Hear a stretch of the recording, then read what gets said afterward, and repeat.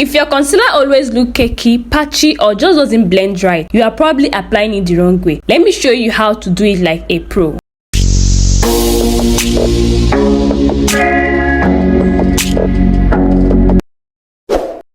I was filming a makeup tutorial and I decided to show you guys how to apply your concealer for beginners, and these are the products we'll be using.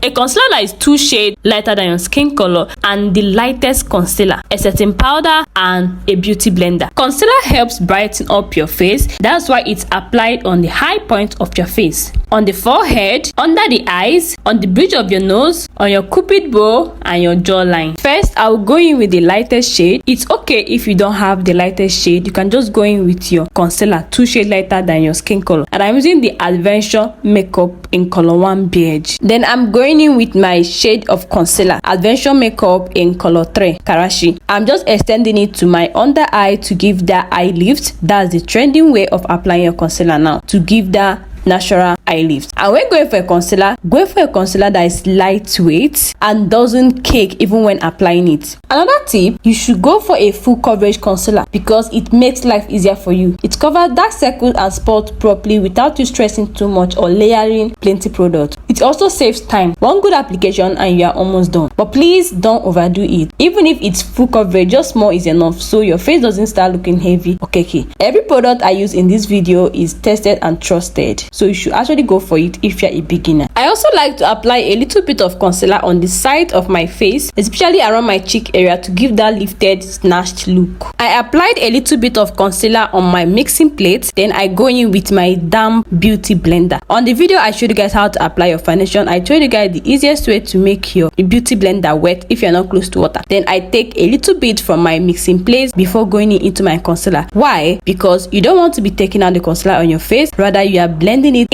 into your face. Just tap tap tap tap tap on your face. Don't drag it, don't push it, don't make sure it's soft on your skin. Don't rush it, just blend everything smoothly. You don't want any harsh line. Everything should look soft and skin like. You can actually start blending from any part of your face. Some days I start from my forehead, other days I start from my under eyes. It just depends on what works for you. The most important thing is that everything is well blended and looks seamless. While blending your under eyes concealer, start from the outer corner. If you have already applied your foundation and your blush like in this video, make sure to apply your concealer into your blush and blend everything together. Now I'm blending the sides of my face lightly, just going downwards, and I'm not picking more concealer again. I'm just using what's left on my beauty blender so it doesn't look too much. Now for my inner corner, I pinch the tip of my beauty blender to make it smaller so I can blend it properly into that tight area. I actually left the concealer to sit for a few minutes before blending it. This helps it give more coverage and makes it look brighter when I finally blend it out. I blended it into my outer concealer so everything connects nicely and gives that smooth lifted finish. Just make sure you blend everything well till there's no harsh lines. Everything should just melt into your skin. For my nose bridge, I just pinched my beauty blender like I did before and just go down the center lightly so it gives that soft natural highlight. Nothing too heavy.